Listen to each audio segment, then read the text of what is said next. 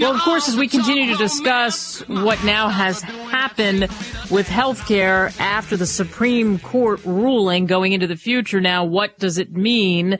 We've had lots of different people on to start to dissect this. Joining us in the wings right now, a very tired Dr. Carol Villanueva. She's tired like the rest of us because it's hot. It's hot no matter where you live. And thank goodness, at least in the great state of Texas, there's no power outages at this point.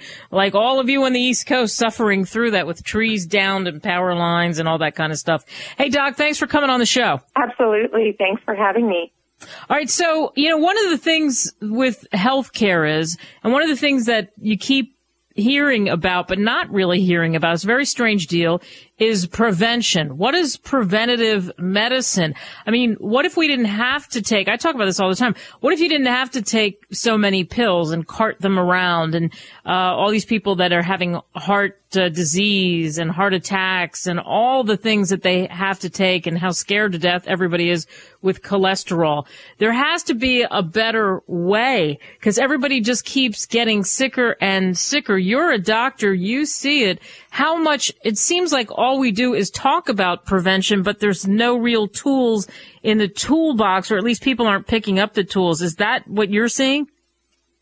Yes, absolutely. I agree with those statements, and I think that is a general shortcoming of our healthcare system in that we talk about preventative medicine, we talk about preventing these diseases, we even go as far as saying what to do about it in terms of saying, well, first-line therapy is diet and exercise.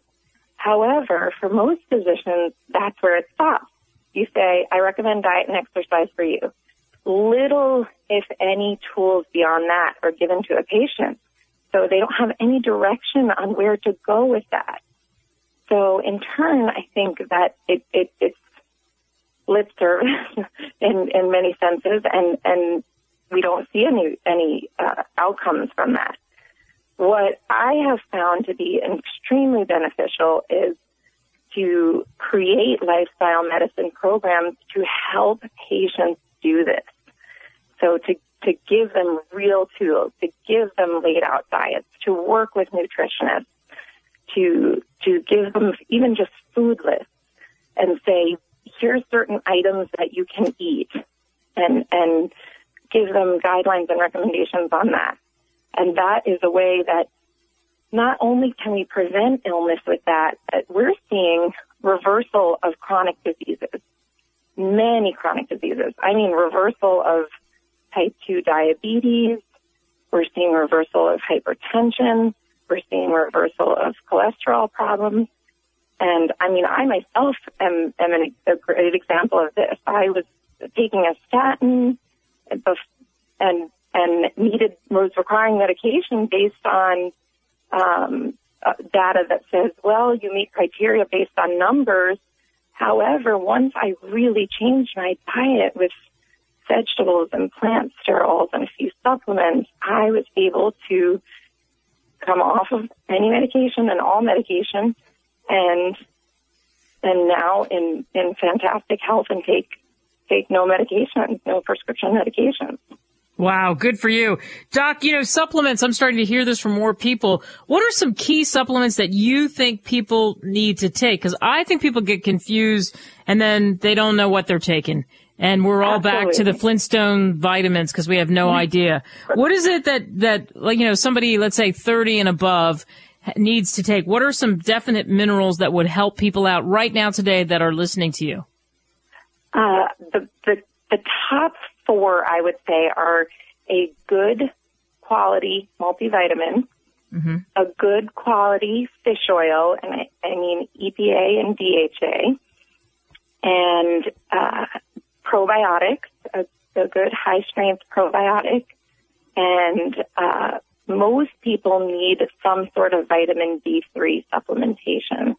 That one I do recommend following level with a physician, though, because it's very rare and very difficult to potentially overdose, but it is possible. So I do recommend following up with a physician. Right. And you mentioned the supplements and, of course, more vegetables. And, you always hear that, eat your vegetables. But for some reason, people don't pay attention to it. So I like what you're saying. You're saying what you're doing. And the whole idea of wellness is you really specifically drill it down for people. So somebody comes in, they're the patient. You really talk to them. You give them this roadmap. So here's your little map. Take your map with you, and it'll be so easy. Because really, people are that busy or have no idea, and you and I both know it, that they won't pay attention so much. It's like the old food pyramid. Oh, here's the food pyramid. They do stories on it in the national news and on shows like mine or whatever. And people hear it, and it goes in one ear and out the other, doesn't it? That's right. And I actually don't put the fault on patients completely. I think because of our society and because of our healthcare system, people are oftentimes set up to fail. I mean, we all see the influences for bad health and for bad diet. It's easy to eat poorly. It's convenient to eat poorly. And not to mention that most of the processed and bad for you foods do have some components that are biochemically addictive. So the more you eat unhealthy, the more difficult it is for you to change those habits. So to truly create the behavior change in folks to really be able to either create true prevention if folks are in a state of health or wellness, and to have any chronic disease reversal, the challenge that you really are requesting and requiring significant behavior change. And so oftentimes this does include forms of counseling and direct, regular contact with patients to check in and see how they're doing and what the challenges for them in particular are. There's basic things that are easy to recommend with food, even just as simple as cutting out refined sugars, eating more fruits and vegetables, and what we call eating the rainbow. Try to eat the rainbow on a regular basis. And that is trying to pick fruits and vegetables from every color group. And so and oftentimes if you follow your senses in terms of if you walk to the produce section of the supermarket and you say, I am really gravitating towards all the red stuff today, whether it's strawberries, red peppers, it may be that you're deficient in something that red fruits and vegetables are able to provide for you. So we say, shop your senses, but try to hit eating the rainbow on a regular basis. Wow, I like that. So that's a good thing to keep in mind. If you just remember that, then when you walk around, I mean, think about it. You obviously know this. You look at different things especially even with vegetables, it's the same thing. Different colors. With squash, you have yellow squash, and you could put that in there. You mentioned peppers, and you have red. Peppers are great for you. You know that. And green pepper, too. Why not? I mean, you can really mix that up. That's a good way to look at it. All right, everybody, remember that, the rainbow. How big, Doc, is sleep? Because I think people are walking around like zombies. I think sleep deprivation leads to a lot of things. You're the doctor, you know more than me. Is that how all this whole pill thing can start and we get on that big pharma track? Yes. I believe that sleep is crucial to any medical problem. In fact, I almost always start with addressing sleep. You're just not going to make headway if quality of sleep is not good. Several people sleep but don't sleep well or have several problems around sleep, whether it's difficulty falling asleep or staying asleep. But that is a huge factor for many folks, and most of the times that stems from adrenal gland problems, or oftentimes it can, not necessarily most of the time.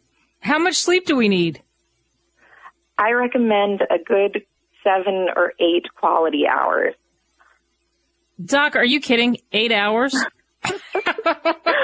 What? How do we do that? I know. For most people, that is hard, but it is changing habits too. We can't save that up. See, I used to have this theory that we could be like bears, and if I got 20 hours when I was really exhausted, then I could just be like a hibernating bear, and then that would count for the hours in the next couple of days. But that's not true. You have to have them daily. That's right.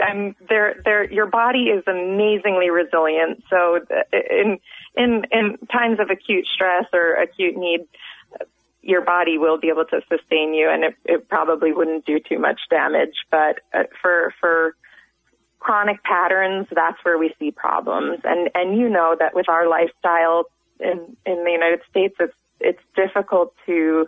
Many people are under chronic stressors, and things that start out as perhaps an acute stressor and change our lifestyles for what we would think to be short term can easily be turned into chronic problems, and we see that often.